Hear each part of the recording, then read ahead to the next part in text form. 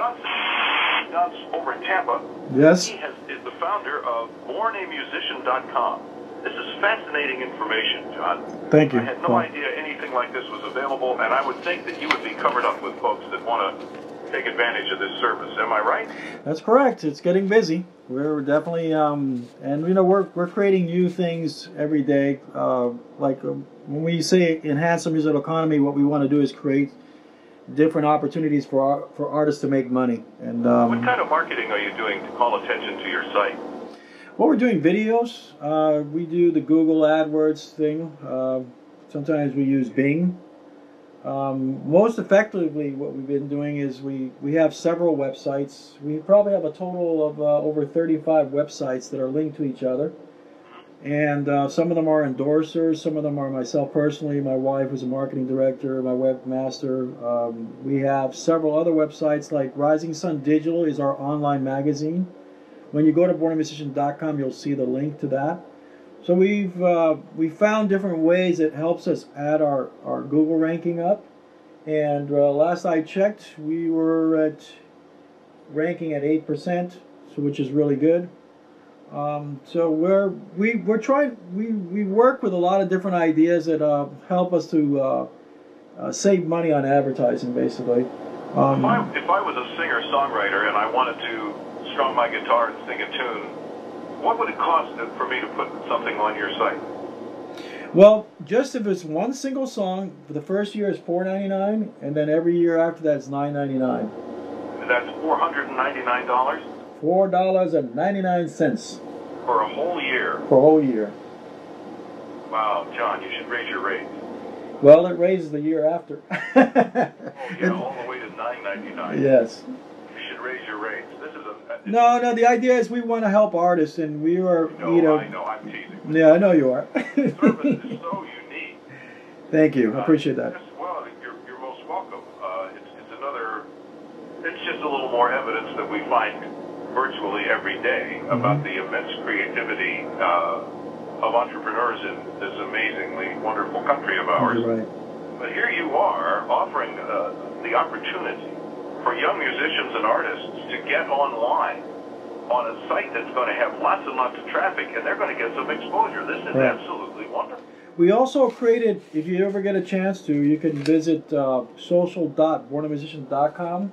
We've created a free social network for musicians, so they can start talking to each other. If they need to find somebody to do a gig or to do a recording, they can go to that website. That's connected. Could you say that again, please? It's www.social.bornamusician.com.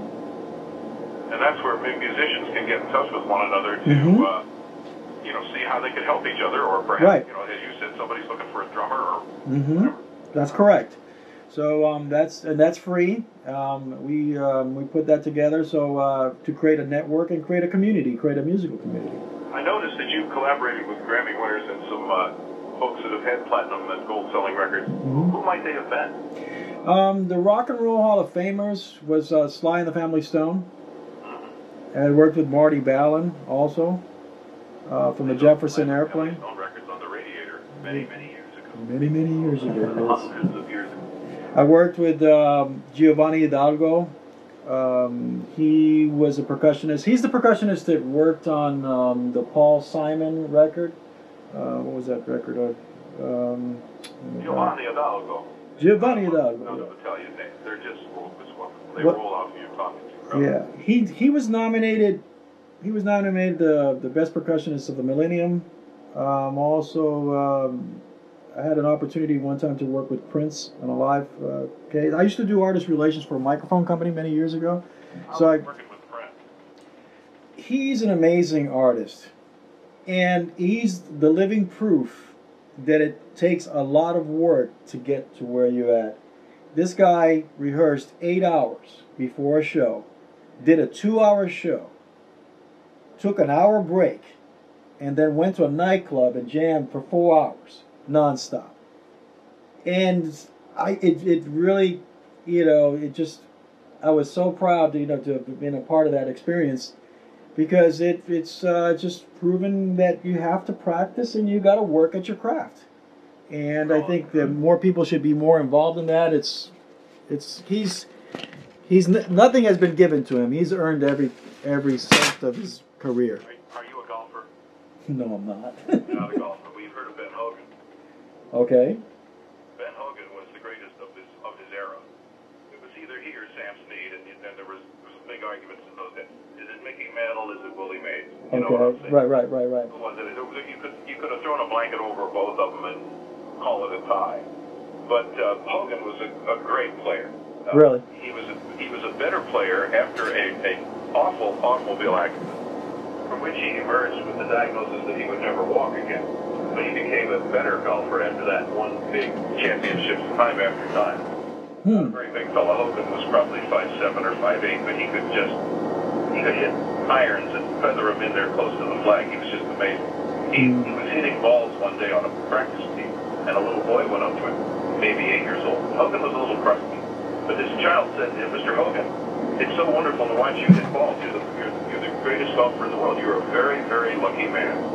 Hogan looked at this kid and said, yes, now you know what? The more balls I hit, the luckier I get.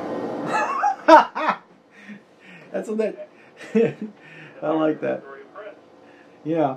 Things don't come to these people easily. Well, look at all the stuff. Every artist that you know, has had to work hard for what they do. Everybody that's successful at anything. You have to. You don't just fall asleep and it drops out of the sky one day and, oh, look, I own 3 automobiles. Unless your last name is Kardashian. Well, they don't count. They don't count. But you know, it's funny though, but there's. Mrs. Kardashian is a brilliant businesswoman. Look at what she's engineered with what she had to work with. I don't get that whole Kardashian thing, but then I don't get the celebrity thing, so we won't move with that. We won't go there. You're absolutely right. You tell me about Prince, I'm not surprised. Look at all of them. Right. Well, you have to work at if you want to be a great entertainer. I think what's going on too is that because we have so many different services and software platforms and things that make things easier, it doesn't take away the fact that you still have to work at it. You know, you still have to be good at it. Those are just tools to make things a little bit more easier to do, but you still have to work. You know, you still have to sweat it out, you know, and it's like with the exception of Tiny Tim, if he would have put Tiptoe Through the Tulips up on your Born a Musician site, probably would have gotten a lot of hits, maybe for the wrong reasons. You never know. With the exception of a phenomenon sort of thing like that, anybody that puts a musical presentation or any kind of a presentation on your website has to have it well rehearsed. It has to be good. It has to offer something very pleasing to somebody, and the person that created it had to put time and work into it, or it'll never get noticed. I think it should always be its best. And one interesting factor that I always talk about, you know, when people give away music for free, and this is an interesting topic because there's a thing called reciprocity. When you give away to your parents, to your family or loved ones, it's well accepted as a gift. But when you give it to people that don't know you, there's a scientific study, psychological study, and you can look it up online, and there's a lot of information about this, where people actually get disturbed because they feel like they owe you something, and they feel like, and they won't tell you, they'll smile and say, oh, thank you very much, and then you'll ask them 6 months later, hey, by the way, did you listen to my CD? Oh, you know what, I haven't had a chance to get around to it. And I think what goes on is that, you know, artists, instead of giving away, they should try to sell it. And not be... Would you hold on through one more break so we can talk a little bit more? Sure, I'd love to, Paul. You're a champ, I appreciate that. Thank you so much. Paul Rodgers radio program on 1520 WBCW, your hometown radio.